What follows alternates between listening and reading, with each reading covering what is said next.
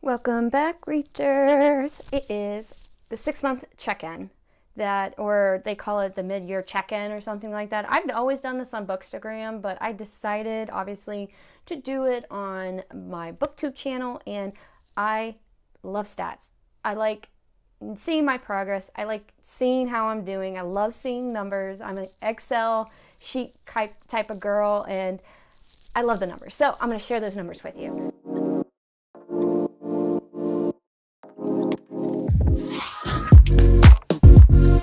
Alright, before I dive into today's video, I am excited to have you join me. If you're new here, definitely click the like and subscribe button. I would love for you to join my introverted shenanigans. When you just click that simple subscribe button, all the magical fairies of the algorithm helps me with this channel and getting in front of readers just like you to share my introverted self of fantasy books. So yeah, thank you for doing that. When I restarted doing my journey of reading, in 2019, I definitely tracked my reading. I loved reading, especially when I got introduced to Goodreads. I was just fascinated by the numbers, and of course, Goodreads doesn't exactly offer the best stats when it comes to, your reading stats. If you look at it, it's not the most high-tech and pleasing to the eye stats. So I did my journey to find more stats, or at least things that can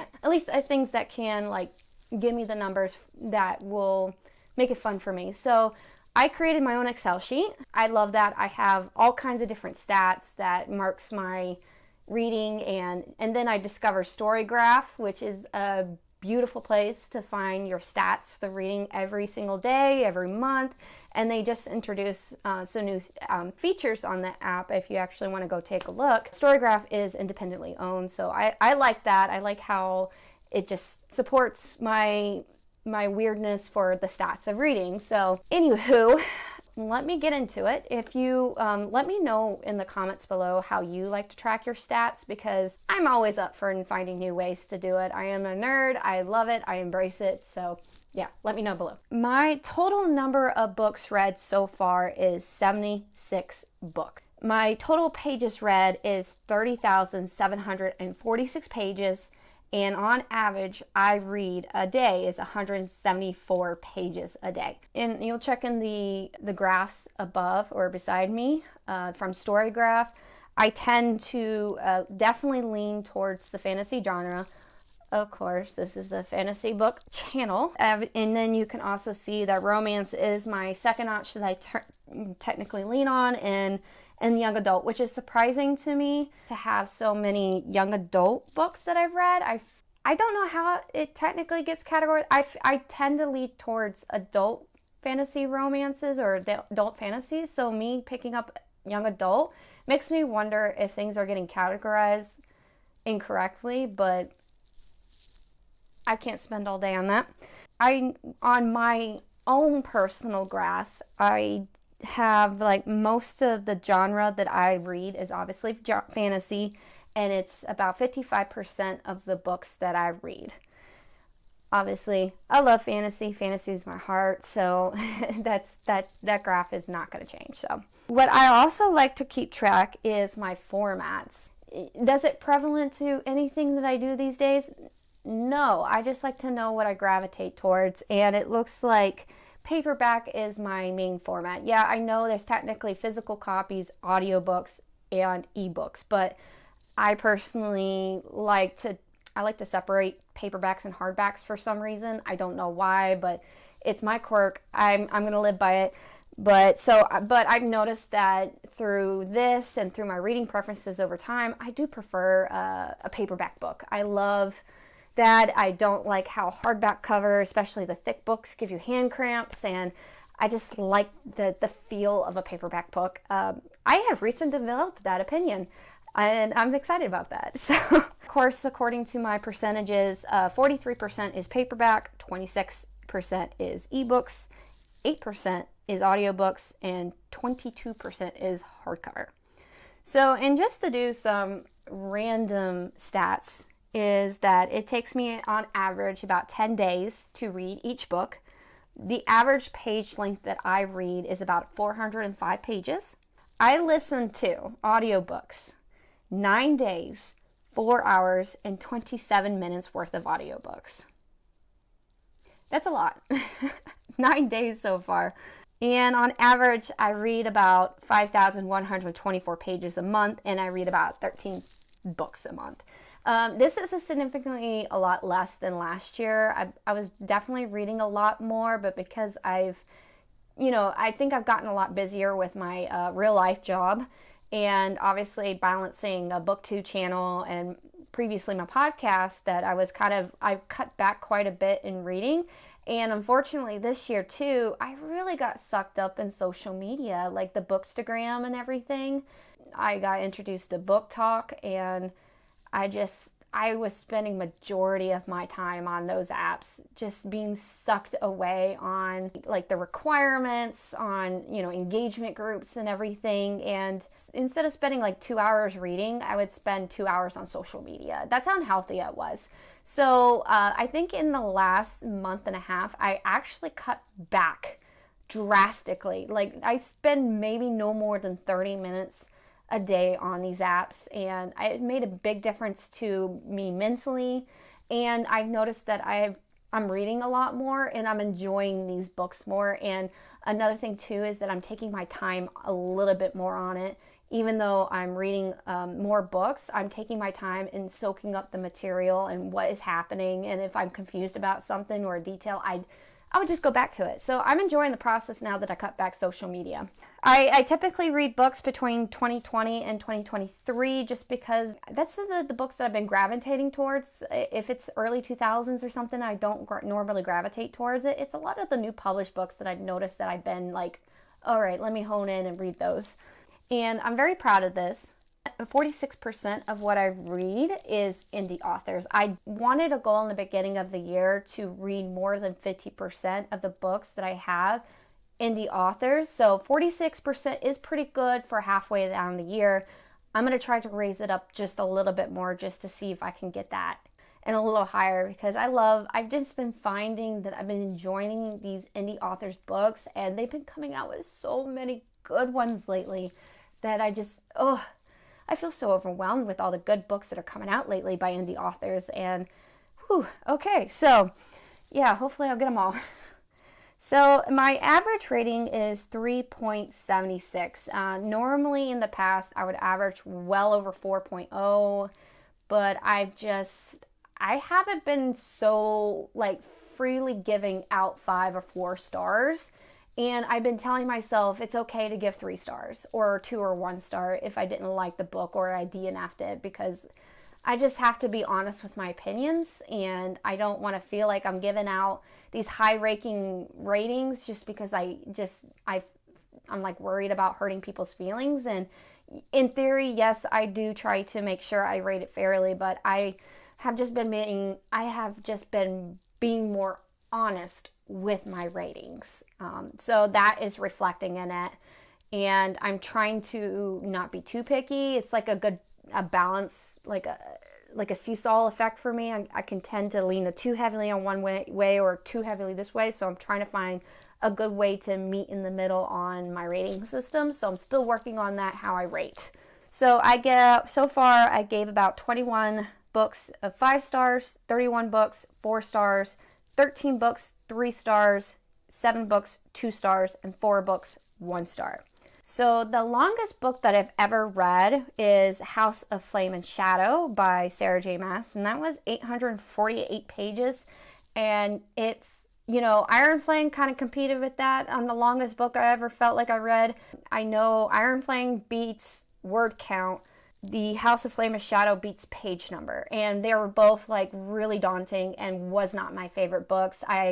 I'll put the link above and in the description about my pre-order books that was kind of disappointed in, and that both of those books were on my list of just disappointed books that I was really anticipating, and it just flopped for me. And then the shortest books, I read a lot of nonfiction books too as well. I like self-help, religion and things like that. And I'm not going to list those books because purely on this channel, I focus on fiction, fantasy. Shortest book I ever read was Call of the Dragon by Jasmine Walt, and that was 243 pages long. So my favorite books, I would say, is Gild by Raven Kennedy. That one's a recent one for me. I was very surprised at how much I liked it. It was definitely not the gooey, feely, romantic-y books that I've been reading lately. And it left me kind of in a shocker moment at the very end. And it's not very often, too often, that I just sit there and cannot stop thinking about, this book. I gave it a 4-star, but because there were some things that was a little questionable that I wonder if it should have put in there. If you read it, you know what I mean. I liked it. I liked the female main character not being this your normal bad A character. She's literally comfortable and taking advantage of in her life, and she's rising to defend herself and to fight for herself. So I really like that character development. So I ordered book 2 right away. So okay. And Spark of the Everflame by Penn Cole. That's a beautiful phenomenon. I love that book. She is a fantasy indie author, and it's such a well done book. And each book, she kind of leaves you on a cliffhanger. And book 4 should be published at the end of July, hopefully. But I'm kind of trying to space it out, the 3rd book with the 4th book, because I don't want to read the 3rd book, have a cliffhanger, and then just sit here for a long time wondering what's going to happen next. So that's what I'm doing.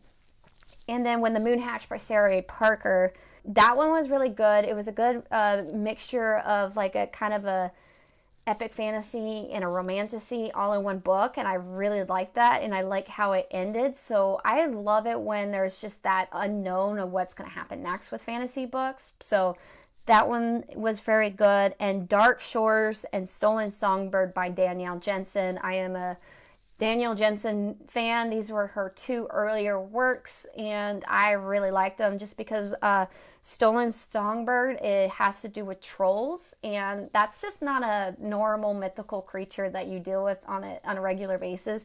And Dark Shores has to do with pirates. So I like those books just because fae and vampires. I would say the second is probably the ones that are used the most in romantasy and fantasy these days. So when I read those, it was just so refreshing to read something different that I was like, yes, this is great. So I got the books. I can't wait to continue those series. So the most surprising reads for me is When the Moon Hatched by Sarah A. Parker. I did get an amazing opportunity to interview her, so definitely check that out. But oddly enough, I did see that book a few times. I don't know. I remember seeing the cover, and then I went to go check the synopsis, and I'm like, I didn't put it on my TBR list. Usually I at least put things on my TBR list on Goodreads, but I was just like, no, I'm not interested in it. I don't care for it, whatever.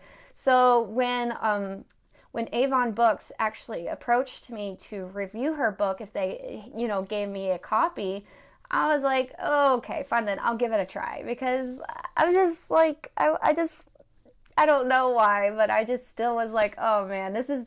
And then when it came in the mail, it's like this big, chunky book, and I'm just like, what did I get myself into? And then when I read, and of course, the glossary can make or break somebody if you don't know about what to do with it. And I was like, this is stupid. Why did I do this? The glossary almost made me want to quit, So I was like, okay, fine, and I'll skip the glossary, but I'll read the book, and if I need help with something, I'll refer to the glossary. And I'm so glad I did that, because it's easily became a really good book. I like that book because also it's a very easy read. Even though it's 700 pages, it reads very fast because it's not tight, small lettering. It's very wide, and it's kind of a larger print than normal. So I thought it was a very easy read. And I loved it. So I highly recommend that book if you get a chance to read it, with your long TBR that seems to be endless. And of course, Gild by Raven Kennedy. I heard it had 3.6 rating on Goodreads, and a lot of people have mixed feelings about that book. And then when you start reading it, you're just like, oh crap, what am I getting myself into? I was like, if you read it, like I said, when you first read it, it's just like, holy crap, did that just happen? I was like, I don't know if I'm gonna like this. This is a little too much. And so I continued to read it anyways. I just fell in love with the story. I think it was great. It's not a happy ending kind of thing. It's just, yeah. that was one of my most surprising reads. So my disappointing reads, I did have quite a bit. Like I said, I had a massive pre-order list that I wanted to read, and when I read them, they were so vastly disappointing. And the biggest one was for me was Ruthless Vows by Rebecca Ross. I love the first book, Divine Rivals. It was so romantic, so the tale of time. And then the second one, it just fell flat. I just felt like there could have been 3 books in the story. Roman and Iris could have spent more time together. And instead of Roman spent a lot of his time not remembering Iris and things like that because of the amnesia or whatever. It just seemed like the solution to the problem to end Dakra was really quick. And I felt like that was anticlimactic to the whole story because there was this big, intense buildup in Divine Rivals, and it just like deflated like a balloon to me. So I was a little disappointed. I would recommend still people reading it because you don't know if you'll like it or not. That one just kind of fell flat. And then another one was A Curse for True Love by Stephanie Garber. Again, the second book, the Ballad of Never After, they were together. Jax and Evangeline was together quite a bit, and they were separated, and she had amnesia, and they were hardly with each other. You barely got to see Jax in the book, and it's just, to me, it was anticlimactic. It was disappointing that there wasn't that much time together. This big epic budding romance kind of just didn't carry through the way I was hoping it would. Yeah, that was a big letdown for me. So my books that I DNF'd was Call of the Dragons by Jasmine Walt. Yes, that is technically one of my shortest books I read, but I didn't finish it all the way because it was advertised as an adult book, and this main character was in her 20s, like mid-20s or something like that, but it came across very young, a young adult book. I just didn't really care for that kind of tone reading that. I can see the appeal, and to some people it might be a really good book for people because it was a lot of creativity and with the dragons everything, but it just wasn't for me.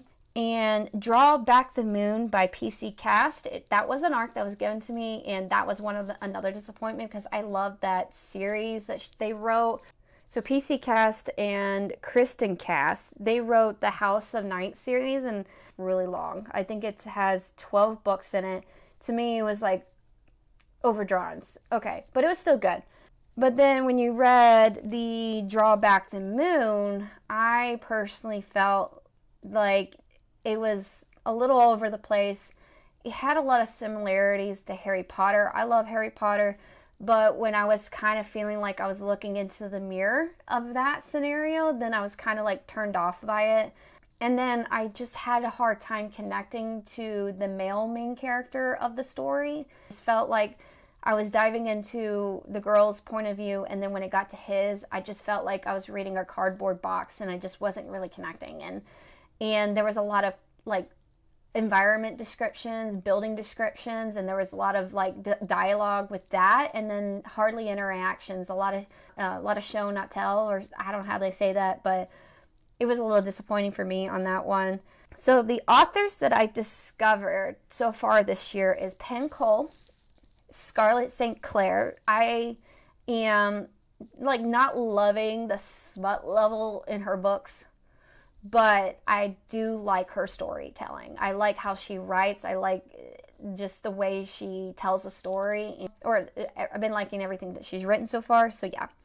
LJ Andrews, I've been like eyeing her books, her Instagram for a while, and I know she's kind of starting like a spin-off series. So I've been wanting to read those, but I've been told that you need to read her other Broken Kingdom series. So I've been starting with that. I didn't like the first book that much, but now that I'm getting into the second book and the third book, I've been liking it a lot more. So yeah. And then of course Danielle Jensen, she's one of those authors I heard continuously about. And then when I finally read The Bridge Kingdom in January, loved it. Loved the writing style, loved the way she tells her romantasy, and I like how it's usually a little different than normal. So my rereads, I don't do a lot of rereads. I feel like I get too impatient to do a reread. I'm just like, I won't enjoy it. Even though if it's my favorite book, I will not enjoy it as much because all I can think about is these books that haven't been read yet. every once in a while I do reread. So I just finished the Selection series, which is a YA dystopian, and it's so corny. And the third book just ended pretty drastically. Like, okay, we're done.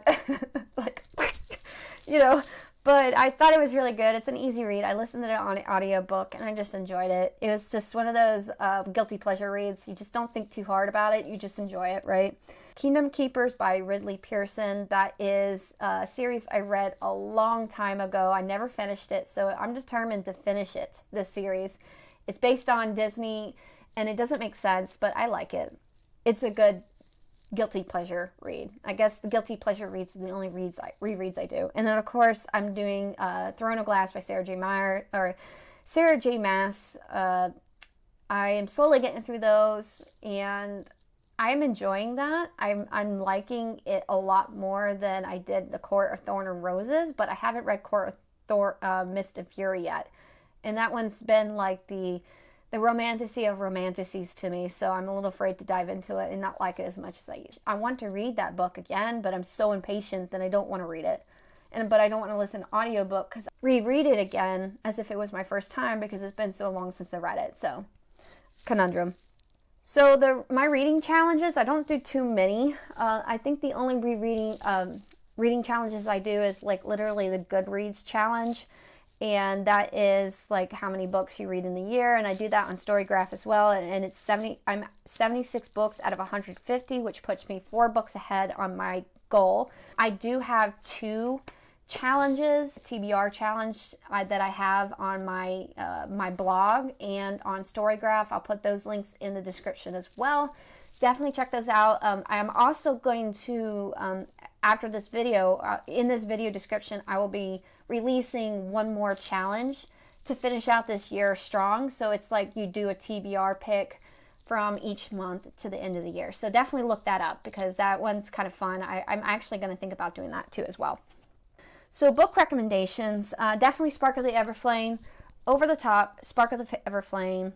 I'm going to put this book talker that I follow on a regular basis. I bought the book because of her, and then I put it on my shelf for a few months, and then I kept seeing her talk about the Spark of the Everflame series, and I was like, okay, I'll finally do it. And then I'm like, why didn't I do this sooner? And I actually thanked her for it because it was amazing, and I love how she described the book to me and convinced me through her enthusiasm to read the book, and I'm glad I did. All right, so the book series that I completed, the big one was Mortal Instruments. I think it took me over 3 years to finish the Mortal Instruments, and by golly, I decided to finish it. And I kind of got burned out by the book 7. I don't know, I got tired of Claire. She was annoying, and I got tired of Jace and Claire's like, be with me. No, we can't be together. Let's do it. Oh no, we can't be together. It was just so exhausting.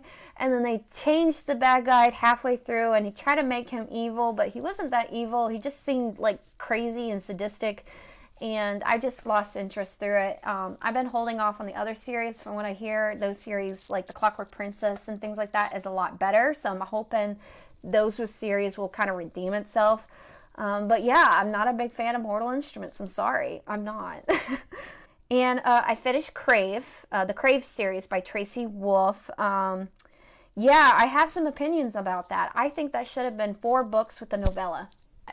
I'm saying it. I firmly believe that. I don't think it should have been like 6 books. I really don't think so. Reason being because I felt like Charm could have been a novella. I think it was interesting to show what it was to be in the Shadow Realm for Grace and to see Hudson together. I think it's Hudson. Anyways, so I thought it was interesting to see that time and how they developed that relationship in the shadow spirit world, whatever you want to call it.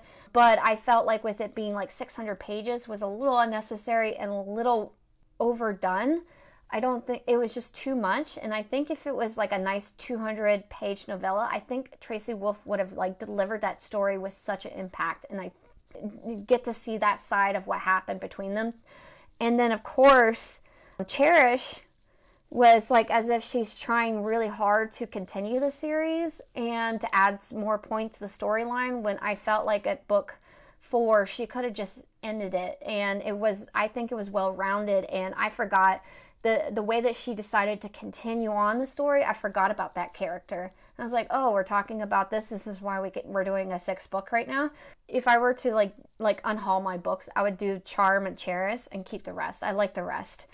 Yeah, and then of course I finished Daughter of No Worlds by Carissa Broadbent. I believe it's like, I don't know the series name. Ever struggle with remembering the actual series name instead of just remember the, like I remember the title of the book, the first book, so I call it that series even though it's a totally different series name.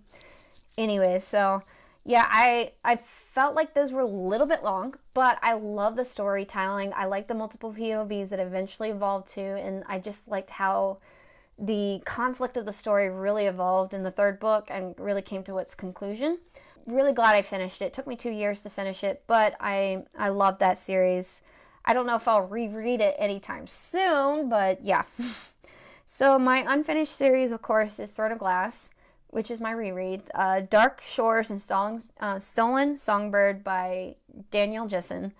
And then one thing that one author I just not discovered, she's been around quite a while, but I just finally decided to read, is A Darker Shade of Magic by V. Schwab. I do like her writing, and it's a little darker than I would normally pick up, but I noticed lately that I've been kind of embracing a little bit more of a darker read because I just like conflict. I like conflict. I think conflict really drives a fantasy story, and if it's just about like, oh, he doesn't like me, oh, he wants me, but I can't have him, sometimes I kind of get a little tired of those romanticies, and this is not technically a romantasy, but I like it because there's a really dark side and it's evil and it's happening and it's good. Okay.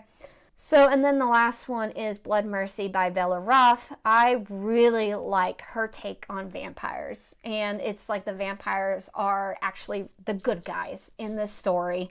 I like it, but the books are pretty hefty. She writes really big books, like to the point where there is 2 books that are written in 2 parts because Amazon couldn't publish a thick book like that, so she had to write it in 2 books, and they're like 400 to 500, 600 pages each. So yeah, so and I know she's recently releasing another book. I think it's already released, but I love the story, so I want to finish it. It's just a big book, and I keep coming across huge books lately. All right, so my reading habits, I mentioned earlier that I'm really loving paperback books. I love waking up early in the morning with a cup of coffee and reading by my window in the mornings as the sun is coming up in the quietness of the morning, and seeing people go to work in the morning, and I just read. I just love reading it. It's quiet, love it. And then I'm noticing that if there's a particular big book that I need to tackle, especially for YouTube or for some kind of arc, or not arc, but just in general, I'm trying to get through it, and I know that I'm struggling through it, I actually get the book in ebook, or I get it from Kindle Unlimited, or I'll borrow it from a library. And I noticed that I was able to get through the big book, like a 600-700 page book, a lot faster and a lot easier, because it's just like, I don't know, it's something about a Kindle that you're not monitoring your pages, and before you know it, you get through 10 chapters and you're like, oh, I couldn't do that while I was in my reading chair.